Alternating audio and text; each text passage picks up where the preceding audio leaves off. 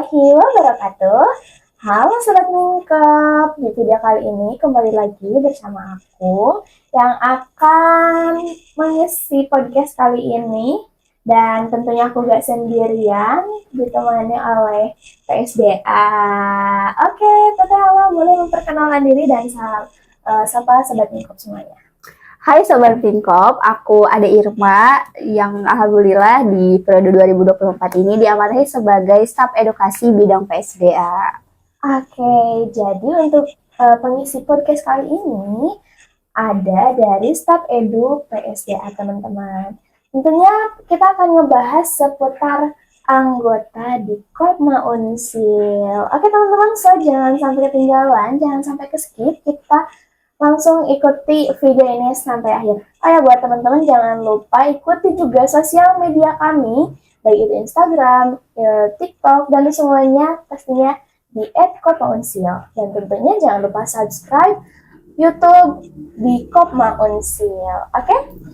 Oke teman-teman, langsung aja. Aku mau nanya nih, kira-kira sih, kan tadi di PSDA nih, kebanyakan anggota itu bergabung di Kopma Unsil itu kenapa? Kalau berdasarkan, aku kan sempat juga ya berdiskusi dan juga ngobrol sama beberapa anggota. Ya. Kebanyakan itu anggota bergabung di Kopma tuh motivasi mereka tuh karena mereka ingin belajar wirausaha. Karena seperti kita tahu bahwa Kopma itu adalah sebuah badan usaha yang memang Kopma itu mengelola suatu usaha. Jadi banyak anggota yang memang bergabung dengan Kopma tuh karena mereka ingin mengembangkan keterampilan wirausahanya dan ingin menjadi seorang wirausahawan kayak gitu. Emang keuntungan ikut gabung jadi anggota Kopma Unsil apa aja sih Teh? Keuntungan menjadi anggota Kopma Unsil tuh sebenarnya banyak ya. Selain tadi bisa belajar tentang wirausaha di Kopma, terus juga kalau jadi anggota Kopma tuh bisa dapat keuntungan SHU atau sisa hasil usaha. Karena kan Kopma itu bukan hanya sebuah UKM yang bergerak di bidang organisasi, tapi Kopma tuh punya usaha. Jadi anggota tuh akan mendapatkan keuntungannya setiap di akhir periode Kopma kayak gitu. Terus juga di Kopma tuh sebetulnya kalau teman-teman anggota yang sudah bergabung tuh tidak hanya mendapatkan pengetahuan tentang wirausahanya aja. Tapi di Kopma itu kita ada yang namanya pendidikan perkoperasian, yang mana itu tuh akan diberikan kepada anggota berupa pelatihan dan juga pendidikan untuk meningkatkan keterampilan mereka kayak gitu. Nah bentuk, berarti itu kita kalau ngebahas itu bicara mengenai fasilitas yang diberikannya apa emang sih kalau misalkan kita gabung di Kopma Unsil, apa sih yang bakal Kopma Unsil berikan buat anggotanya gitu? Yang pertama tadi aku disebutin dapat SHU, terus juga ilmu tentang wirausaha, terus juga keterampilan mengenai kayak soft skill misalnya, kayak ikut pelatihan desain misalnya, terus juga ada pelatihan public speaking untuk seseorang yang ingin meningkatkan kemampuan berbicaranya. Terus lagi kalau di Kopma tuh ada yang namanya mentoring wirausaha. Jadi buat teman-teman anggota yang memang memiliki ketertarikan untuk menjadi wirausaha, bisa banget gabung ke Kopma dan mendapatkan mentoring untuk berwirausaha. Selain dapat mentoring juga kita bisa titip produk ya Teh? Betul banget, di Kopma juga ada yang namanya konsinyasi. Jadi buat anggota yang memiliki usaha bisa banget titip produknya di Kopma kayak gitu. Dan itu tuh menjadi salah satu penghasilan kita juga sebagai mahasiswa nantinya. Berarti itu bisa jadi salah satu bentuk untuk pengembangan diri dan usaha kita ya. Apalagi kalau misalkan kita udah punya produk, terus bingung mau ngesarin di mana, kita gabung anggota aja, nanti kita bisa simpan produknya. Betul. Oke. Nah, aku tadi itu kan kayak punya banyak banget ya cara anggota Kopma Unsil buat ngembangin diri. Yang aku tahu itu ada CSG kan ya. Nah, boleh dijelasin nggak sih kalau CSG itu apa aja? Apa deh CSG dulu, apa itu? Nah, jadi CSG itu kepanjangannya Cooperative Student Group. Itu tuh merupakan sebuah komunitas yang ada di Kopma untuk mewadahi minat dan juga bakat anggota. Jadi di sana tuh anggota diberikan wadah untuk mengembangkan kesukaan mereka, keterampilan yang mereka miliki dengan kita kemas tuh CSG tuh secara fun. karena berbeda dengan kepengurusan, CSG itu dikemas lebih fun kayak gitu. Karena namanya juga komunitas. Anggota tuh di sana kalau di Kopma tuh ada 5 komunitas. 5 komunitas CSG. Ya, yang pertama itu ada CSG AP2K. AP2K. Ya, atau Lembaga Pendidikan dan Perkoperasian. Yang mana itu tuh memang bergeraknya fokus di kegiatan pelatihan dan juga pendidikan. Seputar perkoperasi. Iya, kayak gitu. Terus juga ada CSG Yes. Jadi ini tuh cocok banget buat teman-teman yang tadi ingin mengembangkan jiwa wirausahanya. Misalnya CSG Yes. Iya, terus juga ada CSG Incres. Incres tuh fokusnya di bidang seni, olahraga. Ini cocok banget buat teman-teman yang suka nyanyi, suka nari, kayak gitu. Terus yang keempat tuh ada CSG Society. Nah, ini tuh khusus banget buat teman-teman yang mencintai alam, terus juga suka berkegiatan sosial. Boleh banget gabung CSG Society. Oke, satu lagi.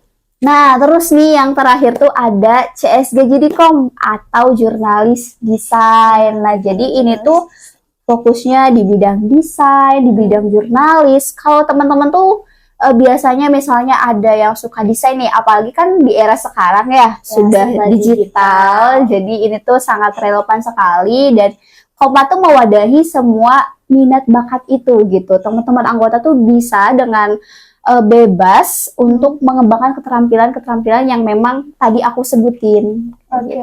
berarti itu adalah pelatihan-pelatihan yang mendukung dan memfasilitasi buat anggota ya dengan cara mengadakan CSG. Berarti kalau misalkan kita gabung CSG harus jadi anggota dulu ya?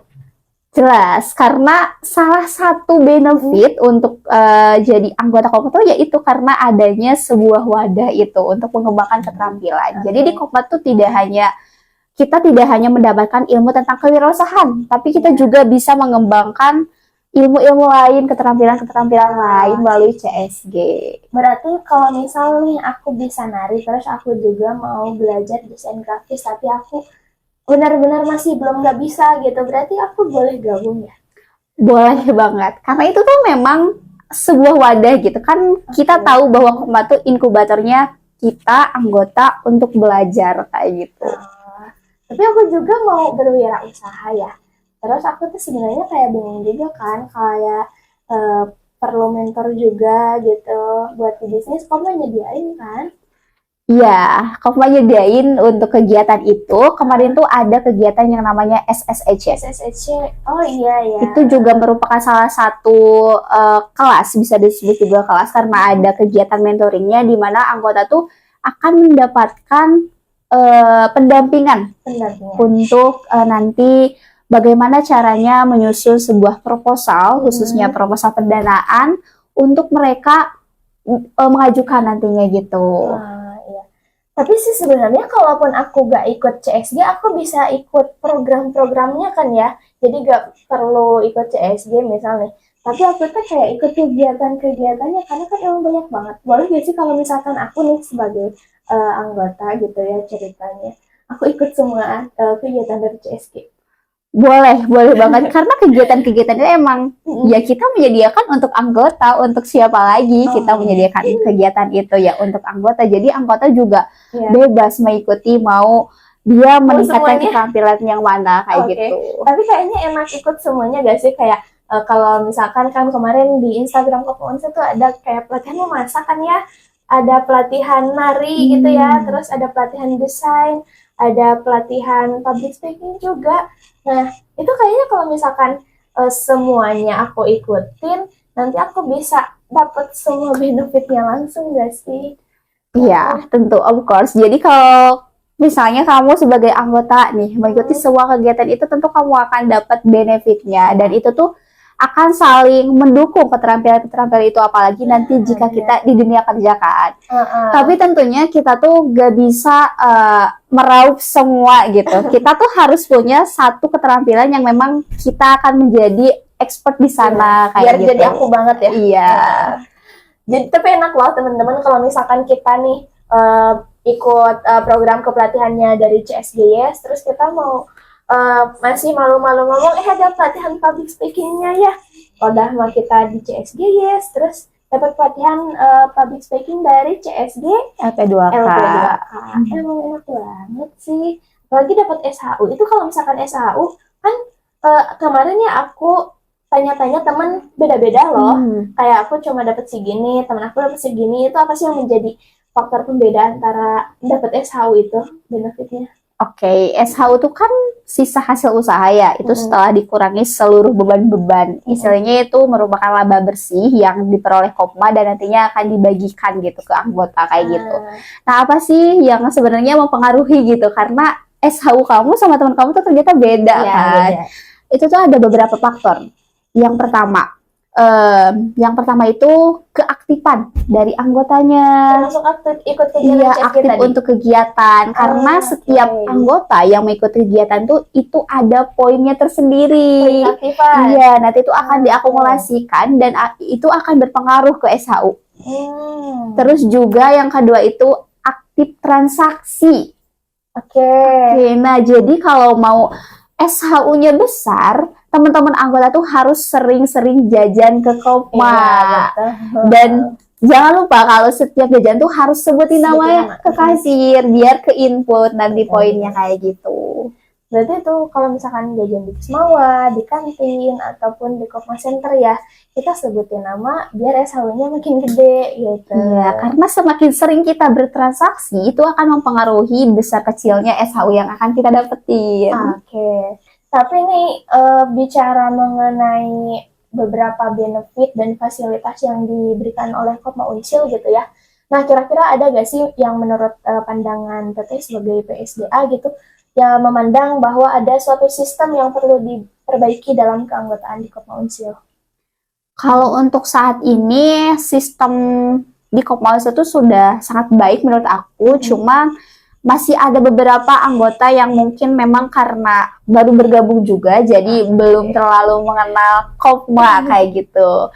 Nah, mungkin itu salah satu yang harus diperbaiki, bagaimana cara kita sebagai pengelola juga gitu ya, supaya anggota tuh lebih aware tentang Kopma, terus juga lebih mengenal lebih dalam kayak gitu, supaya mereka tuh bisa merasakan dampak Kopma yang sebenarnya tuh ternyata sebesar itu impact-nya ke diri kita kayak gitu. Ya sih, soalnya kerasa sama aku juga sih ya, BTW udah masuk di kepengurusan Kopma gitu, semakin di sini makin nyaman juga gitu teman-teman masuk Kopma. Jadi buat kalian jangan lupa untuk ikutin kegiatan-kegiatan Kopma, apalagi ya kalau misalkan yang diadain sama CS gitu, aku lihat rata-rata emang gratis ya. Iya, karena kan itu kita ada dananya tersendiri ya, karena itu kan termasuk ke dalam program kerja pendidikan yang sifatnya pendidikan. Jadi kita tuh memang dikhususkan untuk anggota, jadi ya ada beberapa kegiatan yang memang itu tuh free untuk anggota, karena kita juga ingin memberikan yang terbaik gitu. Betul. Wah, teman-teman, keren banget ya sih kalau misalkan kalian gabung jadi anggota Kopma Unsil. Udah mah kita bisa dapat usahanya, dapat kan pengembangan tentang bisnisnya, dapat pengembangan dari diri kitanya juga dapat, dan pastinya ilmu-ilmu itu gak bakalan sia-sia ya. Dan itu yang aku rasain tuh semua ilmu itu butuh banget, apalagi di dunia perkuliahan dan tentunya nantinya di dunia kerja teman-teman. So buat teman-teman semuanya, Sobat Minkop, jangan lupa untuk ikuti semua kegiatan yang diadakan oleh Kopma Unsil. Makanya kalian jangan sampai ketinggalan informasinya, karena kadang aku tuh masih suka dapat DM tuh kayak aku kemarin gak ikutan, aduh minggu kemarin aku gak ikutan, padahal kita udah sharing lah up video-video kegiatan, pamflet-pamflet kegiatan yang akan diadain oleh Kopma Unsil. Jadi buat kalian jangan sampai ketinggalan, langsung aja follow semua media sosial Kopma Unsil. Oke teman-teman, ternyata menarik banget ya. Dan PAD makasih banget udah hadir di acara podcast Kopma Unsil kali ini. Dan aku harap juga teman-teman bisa enjoy ya dengar sampai akhir. Oke teman-teman, aku Selvi Hermawati dan PSDA Ade Irwanirwasari pamit undur diri. Wassalamualaikum warahmatullahi wabarakatuh. Bye-bye.